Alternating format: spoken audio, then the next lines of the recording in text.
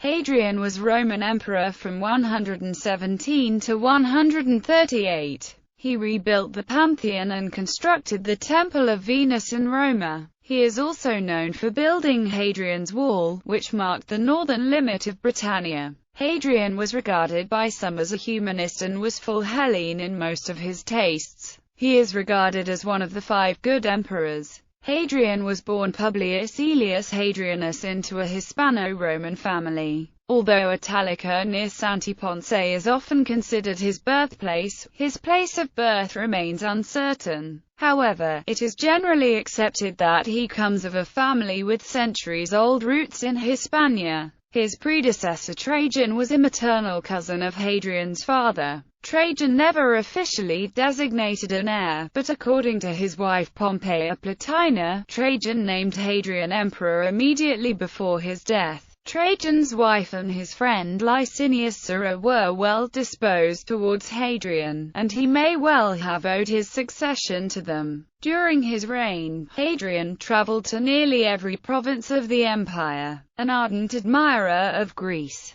he sought to make Athens the cultural capital of the empire and ordered the construction of many opulent temples in the city. He used his relationship with his Greek lover Antinous to underline his full Hellenism and led to the creation of one of the most popular cults of ancient times. He spent extensive amounts of his time with the military. He usually wore military attire and even dined and slept amongst the soldiers. He ordered military training and drilling to be more rigorous and even made use of false reports of attack to keep the army alert. Upon his accession to the throne, Hadrian withdrew from Trajan's conquests in Mesopotamia and Armenia, and even considered abandoning Dacia. Late in his reign he suppressed the Bar Kokhba revolt in Judea, renaming the province Syria Palestina. In 136 an ailing Hadrian adopted Lucius Aelius as his heir, but the latter died suddenly 2 years later. In 138, Hadrian resolved to adopt Antoninus Pius if he would in turn adopt Marcus Aurelius and Aelius's son Lucius Verus as his own eventual successors. Antoninus agreed, and soon afterward Hadrian died at Baiae. Early life. Hadrian was born Publius Aelius Hadrianus in either Italica or Rome, from a well-established Roman family with centuries-old roots in Italica, Hispania Baetica, near the present-day location of Seville, Spain. Although it was an accepted part of Hadrian's personal history that he was born in Spain, his Historia Augusta biography states that he was born in Rome on 24 January 76, of an ethnically Hispanic with vague paternal links to Italy. However, this may be a complementary fiction coined in order to make Hadrian appear as a natural-born Roman instead of a provincial, since his parents, grandparents, and great-grandparents were all born and raised in Hispania. His father was Publius Aelius Hadrianus Afer, who as a senator of praetorian rank would spend much of his time in Rome, away from his homeland of Hispania. Hadrian's known paternal ancestry can be partially linked to a family from Hadria, modern Atri, an ancient town of Picenum in Italy. This family had settled in Italica in Hispania Baetica, soon after its founding by Scipio Africanus several centuries before Hadrian's birth. His father Afer was a paternal cousin of the future Emperor Trajan. Both Afer and Trajan were born and raised in Hispania. His mother was Domitia Paulina, who came from Gades. Paulina was a daughter of a distinguished Hispano-Roman senatorial family. His paternal great-grandmother is of unknown origin, which means that the exact amount of his paternal ancestry that can actually be linked to Italy is ultimately unknown. Hadrian's elder sister and only sibling was Aelia Domitia Paulina, married with the triple consul Lucius Julius Ursus Servianus. His niece was Julia Serviana Paulina and his great-nephew was Gnaeus Pedanius Fuscus Salinator, from Barcino. His parents died in 86 when Hadrian was 10, and the boy then became a ward of both Trajan and Publius Acilius Attinus. Hadrian was schooled in various subjects particular to young aristocrats of the day, and was so fond of learning Greek literature that he was nicknamed Graeculus. Hadrian visited Italica when he was 14 years old, when he was recalled by Trajan, who thereafter looked after his development. He never returned to Italica, although it was later made at Colonia in his honor. Public service.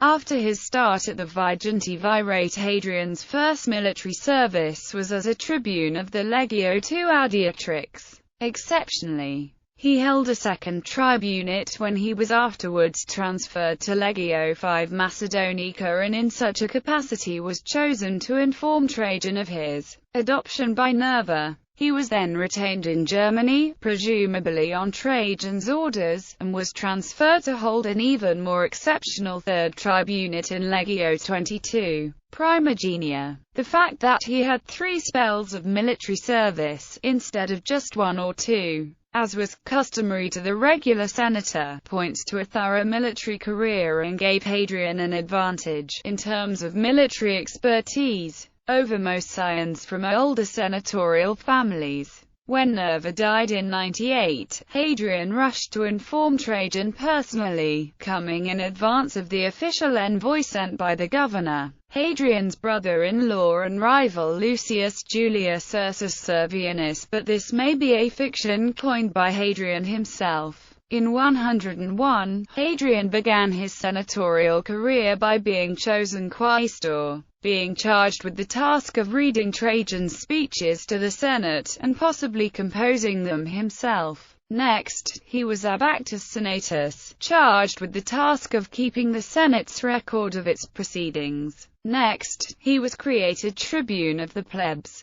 From then on he began to be surrounded by stories about omens and portents that supposedly announced his future imperial condition. According to the Historia Augusta, Hadrian had a great interest in astrology and divination, and had been announced his future accession to the empire by a grand-uncle who was himself a skilled astrologer. It's also noteworthy, however, that Trajan did not make Hadrian a patrician, so as to allow him to become consul earlier, without having to hold the office of tribune. During the First Dacian War, Hadrian was a member of Trajan's personal entourage, being excused from his military post in order to take office in Rome as tribune of the plebs. During the Second Dacian War, he was also relieved early from Trajan's personal attendance, becoming legate of a legion, Legio I Minervia, and afterwards governor of Lower Pannonia. Therefore, if Hadrian had received the signal honor of assuming the tribunate of the plebs a year earlier than was customary, at the same time he departed early from both Dacian campaigns, a sign that Trajan wanted to have him out of his way. It was at this time that he married Trajan's grandniece, Vibia Sabina, in a move that seems to have been conceived by the Empress Plotina, on whose favor he always counted.